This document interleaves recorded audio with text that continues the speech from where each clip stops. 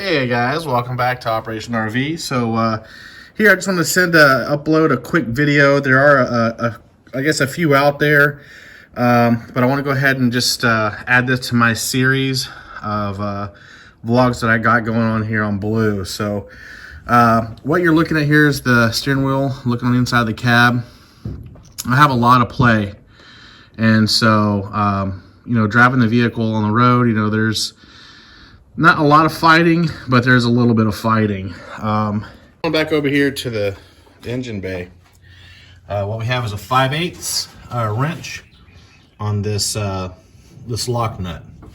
What you're looking at here is a steering gear, which I'm sure you're already aware of. But this is a part that's pretty much obsolete. You can't find. If you do, it's going to be a pick and pull or something of that nature. But to buy from department stores like LMC, you're not going to find it. So what we're going to try to do is just tweak it a little bit to tighten up the steering. And to do so, you just go ahead and back off the lock nut. And my straight screwdriver fell down in here. Let's see if I can grab that real quick.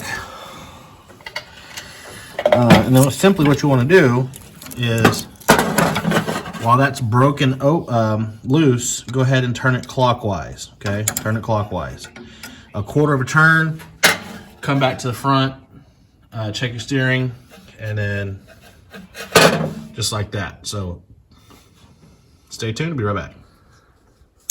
All right, so we're back. I went ahead and turned that bolt 180, or pretty much just half of one revolution. Tighten it back down with that lock nut, and as you tell, the play is significantly less. So I can't wait to take that for a spin. But that's how you do it, guys. Obviously, underneath the cab, you want to go ahead and change out your polyurethane bushings and stuff like that all throughout, which I will be doing that in a future vid. But as just a quick fix of the sloppy steering, this is how you do it. So guys, thanks for tuning back in. As always, make sure you hit that subscribe button, hit that like, and add a comment. God bless.